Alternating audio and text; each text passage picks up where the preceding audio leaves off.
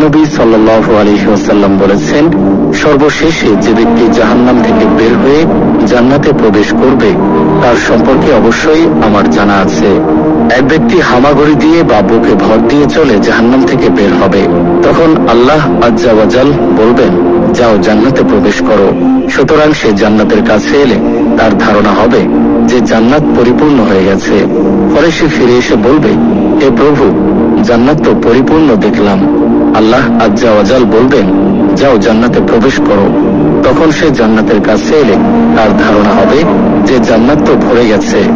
তাই সে আবার ফিরে এসে বলবে, হে প্রভু, জান্নাত তো ভর্তি দেখলাম।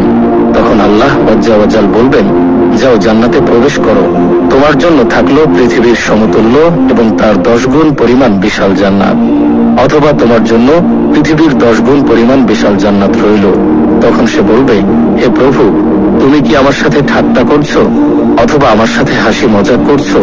অথচ তুমি বাদশাহ, হাসি ঠাট্টা তোমাকে শোভা দেয় না। বর্ণনাকারী বলেন, তখন আমি রাসূলুল্লাহ সাল্লাল্লাহু আলাইহি ওয়াসাল্লামকে এমন ভাবে হাসতে দেখলাম যে তার চোয়ালের দাঁতগুলি প্রকাশিত হয়ে গেল। তিনি বললেন, এ হলো সর্বনিম্ন মানের জান্নাতি। এই জান্নাতি যখন জান্নাতের বাসস্থানে প্রবেশ করবে তখন তার 2টি হুরি স্ত্রী তার নিকট এসে বলবে, সেই আল্লাহর প্রশংসা যিনি তোমাকে আমাদের জন্য এবং আমাদেরকে তোমার জন্য বাঁচিয়ে রেখেছেন। তখন সে বলবে, আমাকে যা দেয়া হয়েছে তা অন্য কাউকে দেওয়া হয়নি। মুসলিম।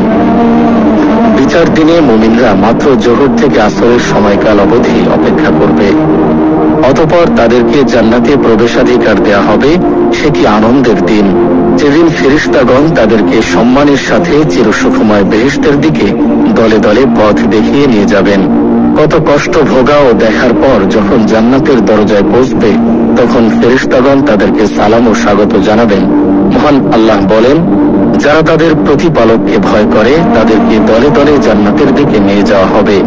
যখন তারা জান্নাতের নিকট উপস্থিত হবে এবং জান্নাতের দরজা খুলে দেওয়া হবে এবং তার রক্ষীরা তাদেরকে বলবে, তোমাদের প্রতি সালাম, তোমরা সুখী হও এবং স্থায়ীভাবে বাস করার জন্য জান্নাতে প্রবেশ করো। এই জান্নাত হলো সেই মুমিনদের পুরস্কার যাদের বিশ্বাস, কথা ও কর্ম শুদ্ধ ছিল, যাদের অন্তর ছিল নির্মল, কথা ছিল উত্তম এবং কর্ম ছিল সৎ। তবে বেহেশতে পৌঁছানোর আগে কিছু কষ্ট স্বীকার অবশ্যই করতে হবে। জান্নাতে যাওয়ার আগে জাহান্নামের ওপর স্থাপিত পুল আছে, সেই পুল পার হয়ে যেতে হবে জান্নাতে। পুল পার হওয়ার আগে মুমিনদের আফসোসের দেনা পাওনার প্রতিশোধ দেয়া নেয়ার ব্যবস্থা করা হবে। জান্নাত প্রবেশের জন্য আমাদের শেষ নবী আল্লাহর দরবারে সুপারিশ করবেন। রাসূলুল্লাহ সাল্লাল্লাহু আলাইহি ওয়াসাল্লাম বলেছেন, বরকতময় মহান আল্লাহ কিয়ামতের দিন সকল মানুষকে একত্রিত করবেন। অতঃপর মুমিনগণ উঠে দাঁড়াবে, এমনকি জান্নাতও তাদের নিকটবর্তী করে দেয়া হবে, যার কারণে তাদের জান্নাতে যাওয়ার ইচ্ছা প্রবল হয়ে যাবে। সুতরাং তারা আদম আলাইহিস সালামের নিকট আসবে, অতঃপর বলবে, হে আমাদের পিতা, আমাদের জন্য আল্লাহর কাছে জান্নাত খুলে দেওয়ার আবেদন করুন। তিনি বলবেন, তোমরা কি জানো না যে একমাত্র তোমাদের পিতার ভুলই তোমাদেরকে জান্নাত থেকে বহিষ্কার করেছে? সুতরাং আমি এর যোগ্য নই। তোমরা আমার ছেলে ইব্রাহিম আলাইহিস সালামের নিকট যাও। নবী সাল্লাল্লাহু আলাইহি ওয়াসাল্লাম বলেন, অতঃপর তারা ইব্রাহিম আলাইহিস সালামের নিকট যাবে। ইব্রাহিম আলাইহিস সালাম বলবেন, আমি এর উপযুক্ত নই।